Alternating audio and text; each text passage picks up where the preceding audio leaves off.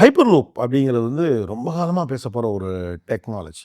அந்த டிராயிங்ஸ்லயே ரொம்ப காலமா நெறைய நிறுவனங்கள் சொல்லிக்கிட்டே இருந்த ஒண்ணு. இப்போ வந்து இப்ப நீங்க ஐஐடி மெட்ராஸ்குள்ளே இதுக்கு இப்போ ஒரு செட்டப் ஒண்ணு ஆமா, பண்ணியிருக்கீங்க இல்லையா? ஆமா. அந்த இன்னொரு டிஸ்கவரி வளாகத்துல பண்ணியிருக்கோம். அந்த வளாகத்துக்குள்ள. அது எவ்வளோ தூரத்துக்கு அது பண்ணியிருக்கீங்க? 450 மீட்டர். இது வந்து பூமிக்கு கீழ. இல்ல, இப்ப இது வந்து பூமிக்கு மேல தான் இருக்கு. ஆனா நீங்க இப்ப ஹைப்பர் லூப் டெக்னாலஜி நாளைக்கு கொண்டு வந்து அந்த ட்ரெயின் மாரி விட்டோம்னா, அது பூமிக்கு கீழ தானே பண்ண இப்ப போறோம். மெட்ரோ மாதிரி. சில இடங்கள்ல பூமிக்கு அடியில போகலாம். சில இடங்கள்ல பூமிக்கு மேல போகலாம். அது கொஞ்சம் எனக்கு பிரீஃபா சொல்ல முடியுமா? அந்த ஹைப்பர் லூப் டெக்னாலஜிங்கிறது என்ன? Is it a far away dream? ஏன்னா, அதோட ஈக்கோசிஸ்டம் ரொம்ப பெருசா இருக்கு. அதற்கு தேவைப்படக்கூடிய பல்வேறு விஷயங்கள், அதோடைய எலக்ட்ரானிக்ஸு, அப்புறம் அந்த ஃப்ரிக்ஷனுக்கான ம். தேவைப்படக்கூடிய மெட்டீரியல்ஸ நம்ம கொண்டு வந்து சேர்க்கிறது. முதல்ல அந்த லூப்ப ரெடி பண்றது இருக்குல்ல, இது எல்லாமே வெரி காஸ்ட்லி அஃபேர். அப்புறம் more dependent to rest of the world அப்படின்னு இருக்கு. Is it a far away dream? இல்ல. நாங்க வந்து ஒரு 2018லேருந்து இத பத்தி இதுல வேலை பண்ணிட்டு இருக்கோம். ஸோ என்னுடைய முதல் குறிக்கோள் இதனுடைய காஸ்ட் எப்படி கம்மி பண்றது? அதுதான். இதுதான் Indian Indian way of thinking. அதான் சொன்னேன் இந்தியன் டிஎன்ஏ. ஆமா. ஸோ நான் வந்து என்ன யோசித்தேன், இதில காஸ்ட் என்ன முக்கியமா மேஜர் காஸ்ட் என்னன்னு கேட்டிங்கன்னா, இந்த வேக்யூம் டியூப். இப்போ இங்கேருந்து சென்னையிலேருந்து பெங்களூருக்கு நம்ம ஒரு ஹைப்பர் லூப் சர்வீஸ் ஆப்பரேட் பண்ணணும் அப்படின்னா, இந்த 350 கிலோமீட்டருக்கும் இங்கேருந்து ஒரு டியூப் ஒண்ணு போயிட்டுருக்கும்.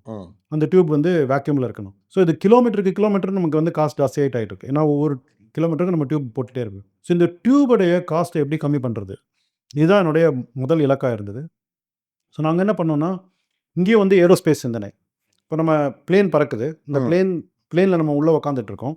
இந்த உள்ள உட்காந்துட்டு இருக்கோம் பார்த்தீங்கன்னா, வரிசையா ரோவா உட்காந்துட்டு இருப்போம். அதுவே ஒரு டியூப். அந்த டியூப் வந்து எவ்வளோ லைட்டா இருக்குன்னு பாருங்க.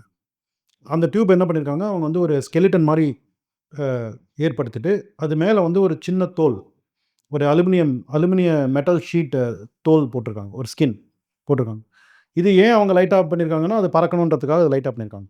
நம்ம ஏன் அதையே உபயோகப்படுத்தி லைட் பண்ணணும் அப்படின்னு கேட்டிங்கன்னா, இங்க ஹைப்பர் லூப்ல இந்த டியூபுக்கு எடைக்கு எடை விலை. ஆ. அவங்க கேஜி கணக்குல தான் அங்கேருந்து அவங்க விலைய சொல்றாங்க.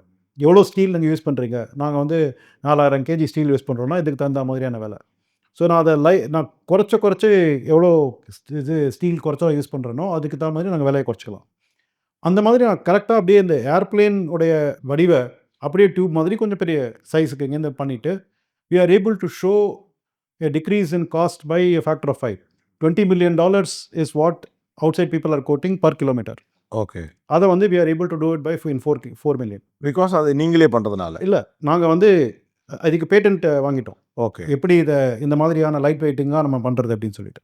ஸோ ஒரு லைட் வெயிட்டட் டியூப நம்ம ரெடி பண்றதுனால, நம்ம வந்து இதிலேயே வந்து காஸ்ட்ட குறைச்சுட்டோம்.